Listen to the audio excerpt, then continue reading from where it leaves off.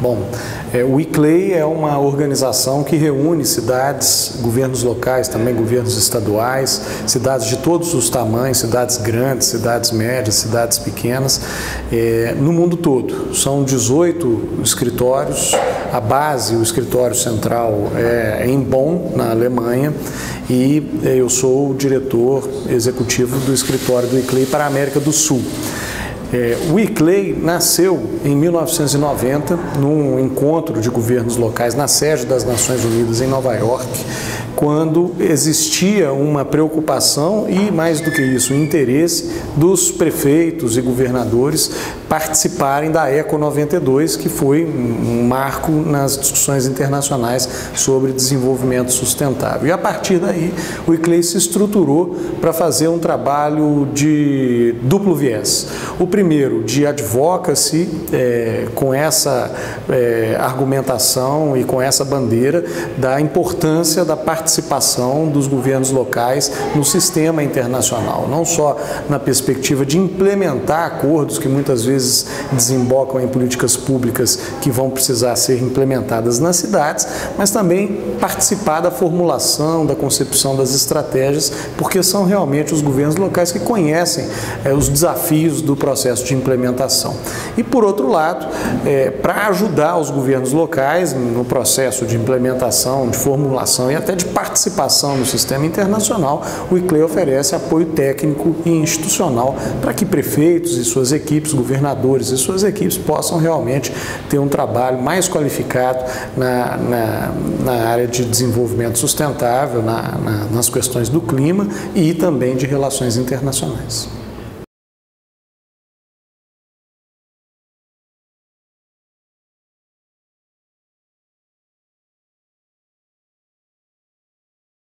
Eu dialoguei um pouco o trabalho do ICLEI e a atuação do ICLEI com as possíveis dimensões para as relações internacionais dos municípios e dos governos locais. Então, entendendo que essas dimensões estão correlacionadas e que uma reforça a outra, quando você apoia um município na sua política pública, e no caso do ICLEI, muito voltada para o desenvolvimento sustentável, para a mitigação e adaptação das mudanças climáticas, você está apoiando esse município também nas suas relações internacionais. O ICLEI, sendo uma organização com vocação internacional, de natureza internacional, muitas vezes, além do apoio, ele leva o prefeito, o seu secretário, o seu técnico para atividades fora do país, dentro da sua rede de 18 escritórios, dentro dos parceiros, que muitas vezes são o Banco Mundial, o BID, as agências de desenvolvimento que financiam políticas públicas. Então, o ICLEI acaba atuando transversalmente a partir das políticas públicas nas relações internacionais dos municípios. Quando uma cidade vai apresentar um case de sucesso num congresso internacional, num encontro de uma agência de desenvolvimento, ela está se promovendo, ela está promovendo aquilo que de bom acontece ali, ela está contribuindo, gerando valor agregado para o sistema internacional. Então, a correlação é essa, um apoio técnico e institucional se transformando em possibilidades de captação de recursos, de promoção internacional do município e, eventualmente, até de organização de eventos, contribuindo aí para a experiência turística e cultural de estrangeiros naquele município.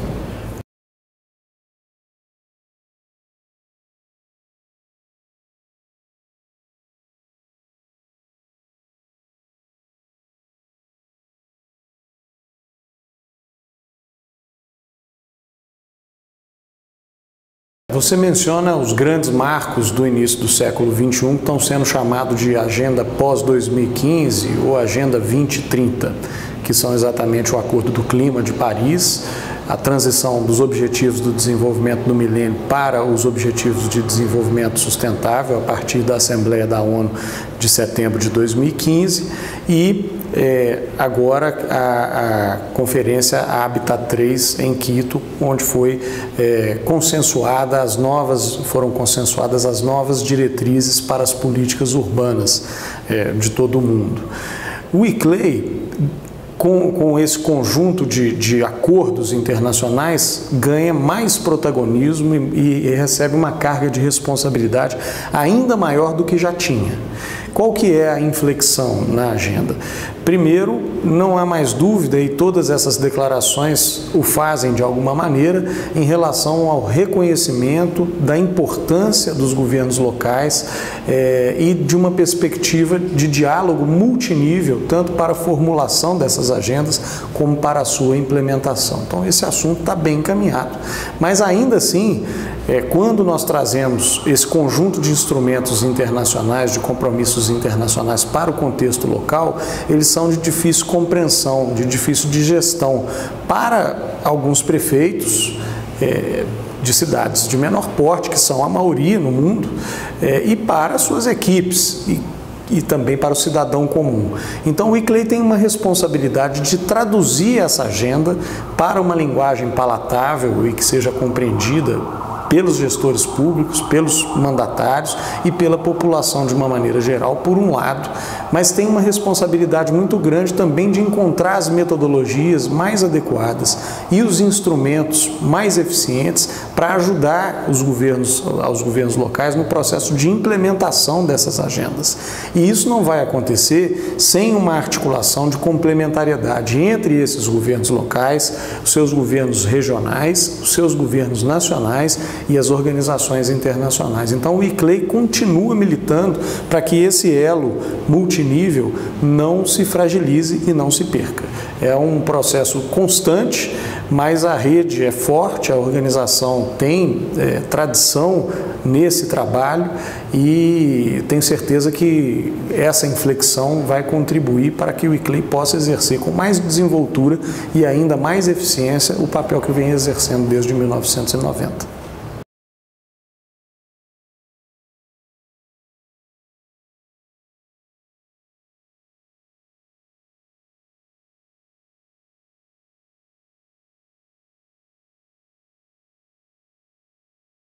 São 4 por razões de sistematização, poderiam ser inúmeros.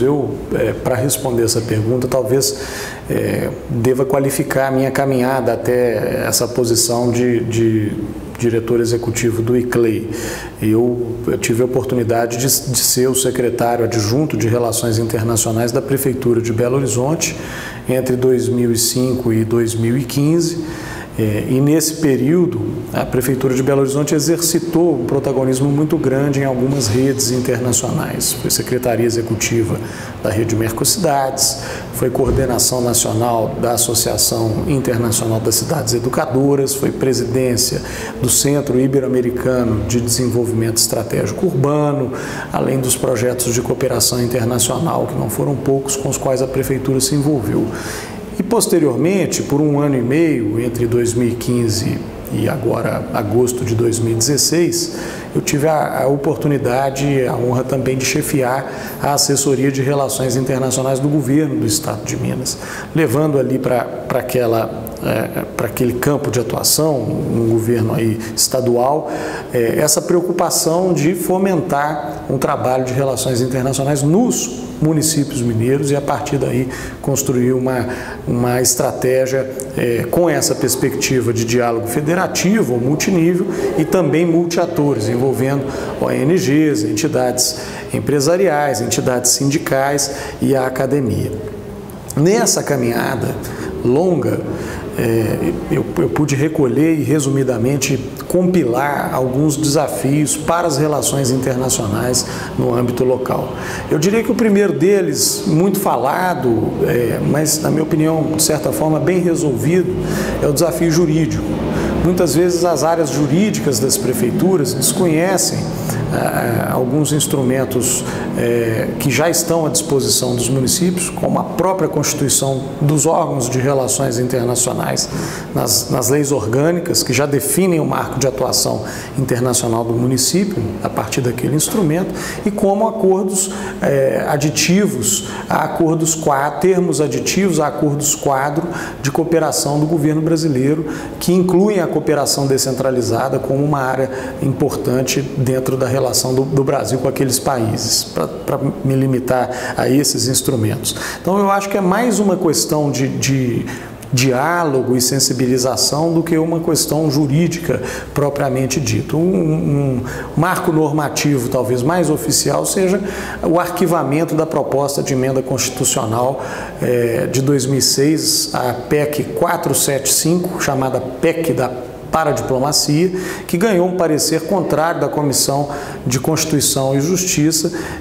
referenciando a possibilidade dos municípios e estados brasileiros desempenharem as suas atividades internacionais no âmbito das suas competências. Então, acho que esse assunto é um assunto colocado, mas é um assunto que precisa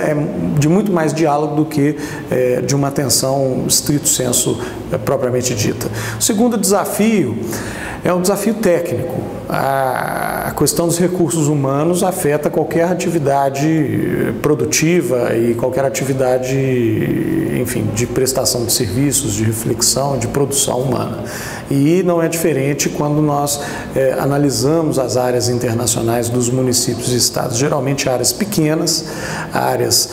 com uma limitação de quantitativo, mas também com poucas pessoas para poder dar conta de uma articulação matricial nesses governos e de uma articulação também de alto estofo, dada a relevância do Brasil no cenário internacional. Então, as cidades brasileiras também têm